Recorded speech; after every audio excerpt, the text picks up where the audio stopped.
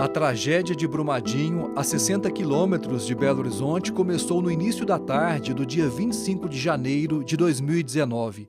A maior parte das vítimas estava logo abaixo da barragem de Rejeitos, na área administrativa da mineradora Vale.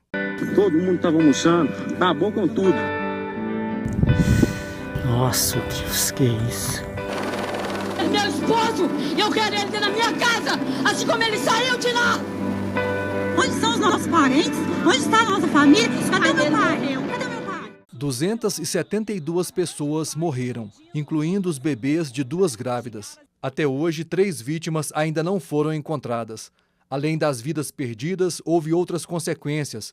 O mar de lama destruiu e arrastou o que estava pela frente, atingiu propriedades rurais e casas de moradores. O rompimento da barragem despejou 13 bilhões de litros de rejeitos de mineração na bacia do rio Paraopeba, afluente do São Francisco. A lama percorreu mais de 300 quilômetros, afetando 18 municípios e mais de 900 mil pessoas.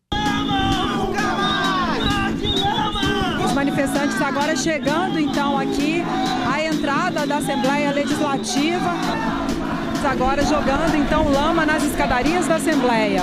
A tragédia de Brumadinho ocorreu 3 anos após o rompimento de uma barragem da Samarco, ligada à mineradora Vale, no município de Mariana, também aqui em Minas. 19 pessoas morreram e milhares perderam suas casas após o vazamento de 40 bilhões de litros de lama.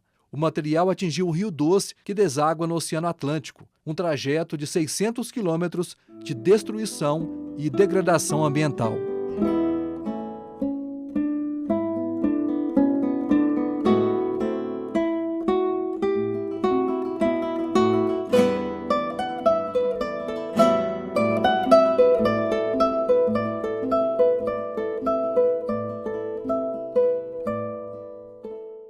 As tragédias, as mortes e a dependência econômica que o Estado tem da mineração fizeram com que as ações relacionadas ao setor marcassem a 19ª legislatura do Parlamento Mineiro, que teve início em 2019.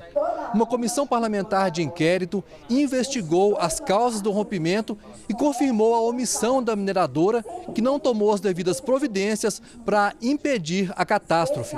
A Vale tinha absoluto conhecimento que a barragem B1 de Córrego do Feijão poderia romper a qualquer momento. A maioria das pessoas, porque era a hora do almoço, estava no refeitório, né? E com menos de 40 segundos elas foram atingidas pela lama.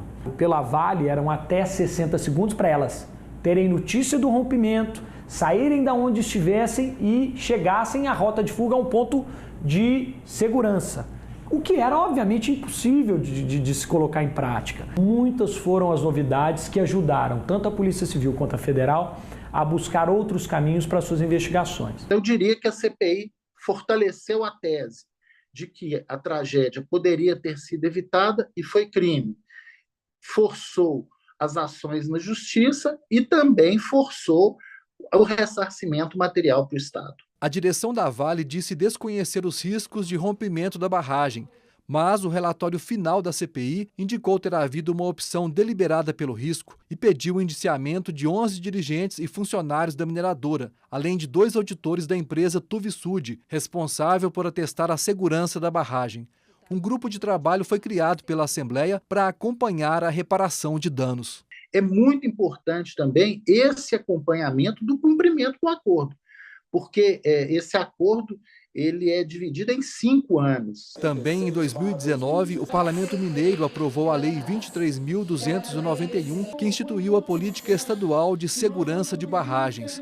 O texto foi aperfeiçoado por meio de participação popular e endureceu as regras de licenciamento ambiental e fiscalização. Foi um texto muito pensado, muito discutido, em cima do qual houve muita briga, né, deputado? Muita luta, né, para se chegar a esse texto. Então, foi um desejo da população mineira. Falando de todos os projetos, pegamos um pouquinho de cada um, foi aperfeiçoado.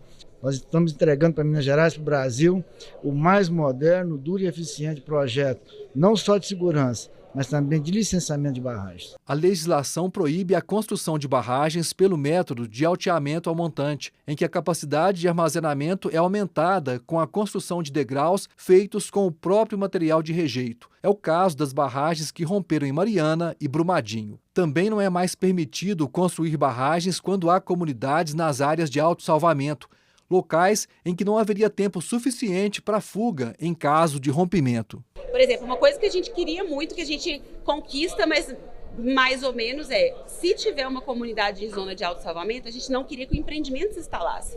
A gente queria que a vida fosse a prioridade. A gente ainda tem configurado ali a zona de autossalvamento com 10 quilômetros. Em fevereiro de 2021, o Estado fez um acordo judicial de reparação com a Vale, homologado pela Justiça no valor de 37 bilhões de reais. A destinação de parte desse valor, 11 bilhões de reais, ficou a cargo do governo de Minas e foi avaliada pela Assembleia. Uma emenda parlamentar permitiu a distribuição de 1,5 bilhão de reais para todos os municípios mineiros. Na época, o presidente da Assembleia falou sobre o destino e também sobre a origem desse dinheiro. Cada mineiro vai receber de forma igual parte desses recursos que nos causam tanta tristeza.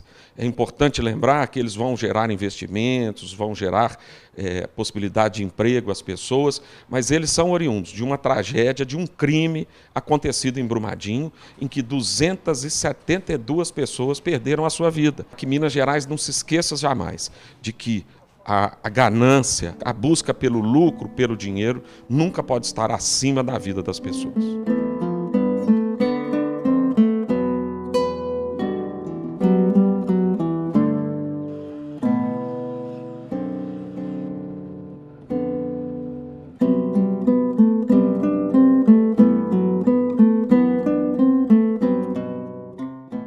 Em relação às punições, o Ministério Público Estadual pediu a condenação de 16 pessoas por homicídio qualificado pelas 272 mortes e por poluição e crimes contra a fauna e flora. Na lista estão o ex-presidente e ex-diretores da Vale e executivos da Tuvisud. Para a promotoria, as empresas sabiam que a barragem corria risco de rompimento e nada fizeram para impedir.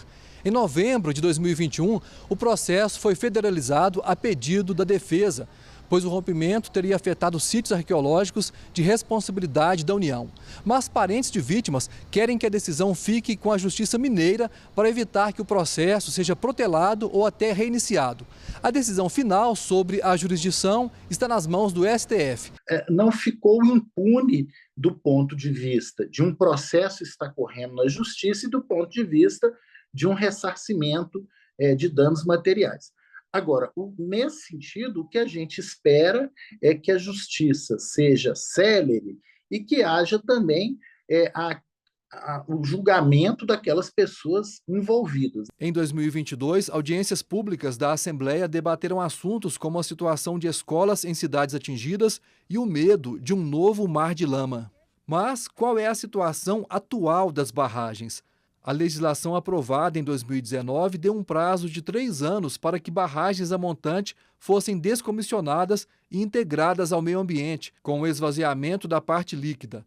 Das 54 barragens existentes à época, 11 foram desativadas. As mineradoras que não cumpriram o prazo receberam multas por danos morais coletivos e tiveram que assinar um termo de compromisso, que inclui contratação de auditoria, plano de impactos e projeto detalhado das obras que seriam feitas para resolver a situação. O prazo para descomissionamento leva em conta as peculiaridades de cada barragem e os possíveis riscos da operação. As empresas responsáveis por 4 barragens não assinaram o documento e a situação foi judicializada. A gente tem que fazer essa ponderação entre um menor prazo e não trazer riscos adicionais.